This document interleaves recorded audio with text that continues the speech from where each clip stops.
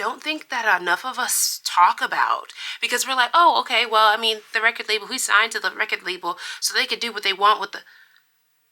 Hey guys, welcome back to my channel, and if you didn't already know, act like you know, because it's that as well. So let's hop right into this video. So today we are reacting to another Xevi video, and this is how record labels still own Juice WRLD even after he passed. So before we hop in, you already know what to do. Don't forget to like, comment, share, and subscribe, and let's figure out how these record labels still have quote-unquote bodily autonomy, rights to Juice WRLD's music.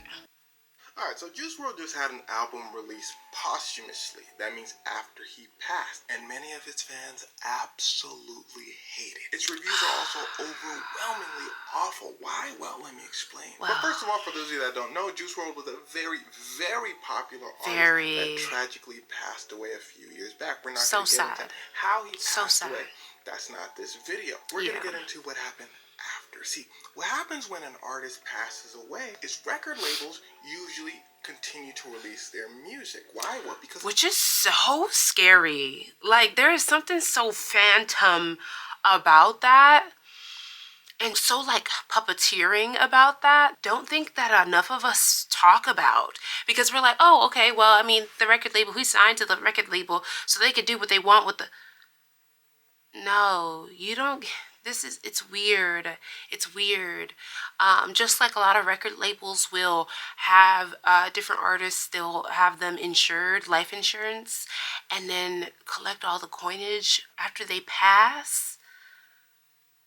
It's giving you sell your soul away.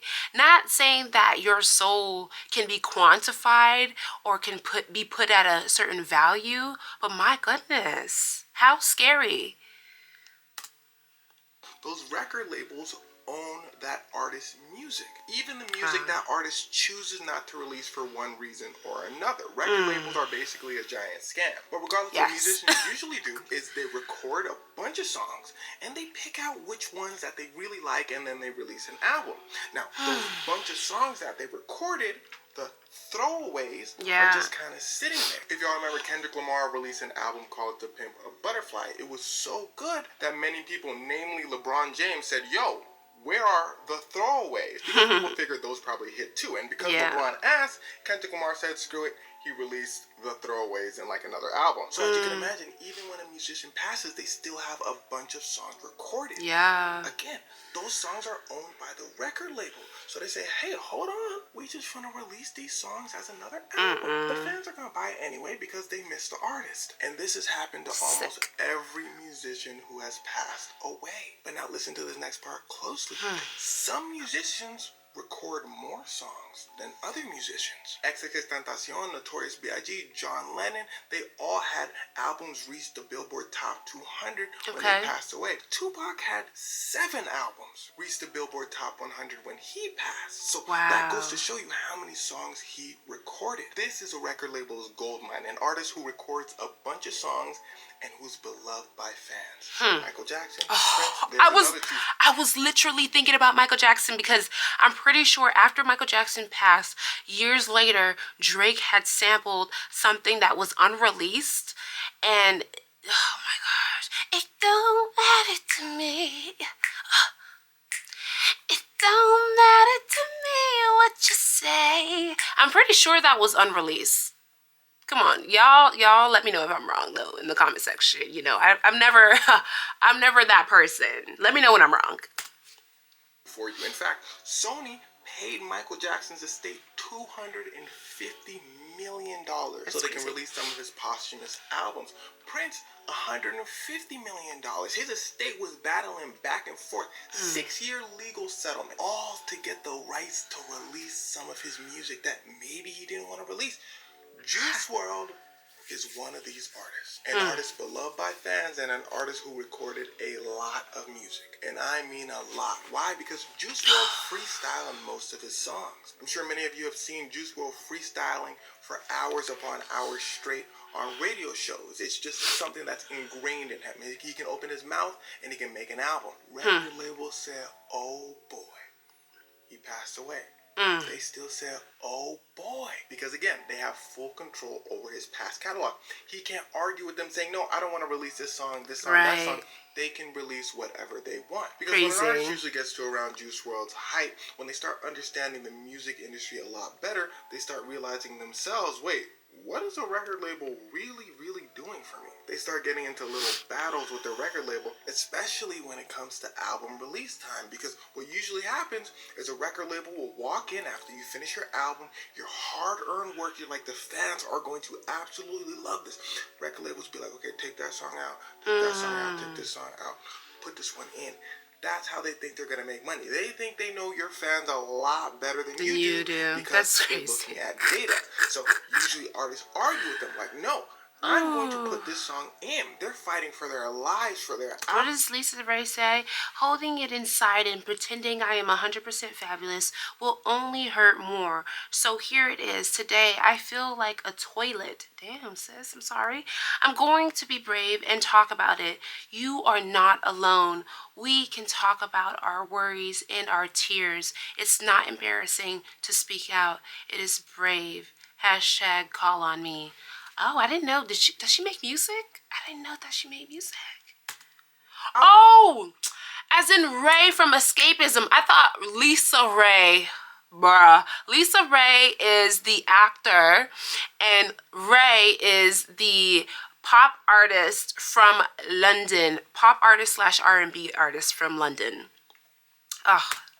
At all times, it's always a huge back and forth between labels and artists. And sure, record labels have full control, so even if their artist doesn't want a certain song out, they can just put it out anyway, but they don't want to get on the bad side of their artist. They want to compromise so the artist doesn't hate them. So when the artist passes away, again, that record label is going, ooh, I got no one to argue with me anymore. I'm just putting this out. What a label then usually does is they either go to a producer or that AI that artist has worked with a lot in the past. What a producer does is they basically put the whole song together. They do more than just make beats. And they say, hey, can you take this artist's vision? You know how they like to make music. Put it together. Make us an album. Or they usually go to a big name producer because they just assume it's a big name producer. They probably know what they're doing. I don't know. Work on this album. And the big name producer will usually say yes because they know that album's about to skyrocket because of that artist's fan base. And they tell them, look, we have these recorded voice samples of Juice WRLD on this beat. Make it into an actual song. It doesn't have to be finished. Put a feature on it. And big name features are always willing to hop on posthumous albums because they know those albums are about to go up. Remember, big fan bases. Boom, they released Juice WRLD's first posthumous album. It does well. People miss them. They love the songs. They release a second posthumous album. Still does well. People miss him.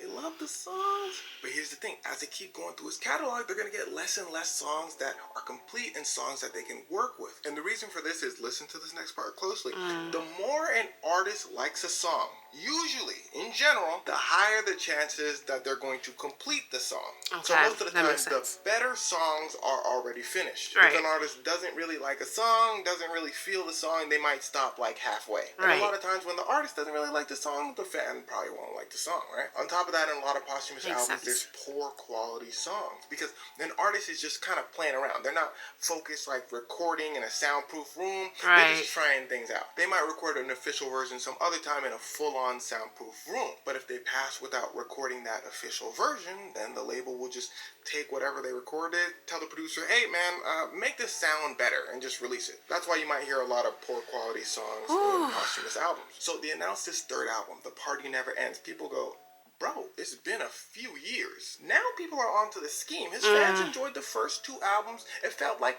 a nice closing moment. About time. But a third album? What else is there to say? Exactly. The label comes out and says, don't worry, we're going to do your boy right. They start making a bunch of promises to the fans because they know if the fans aren't with them, this can turn ugly real fast. Oh, and let me call out his label real quick. It's Interscope Records. If you think this whole thing sucks, then Lord. Interscope. So anyway, Interscope goes to the fans. Y'all excited? Isn't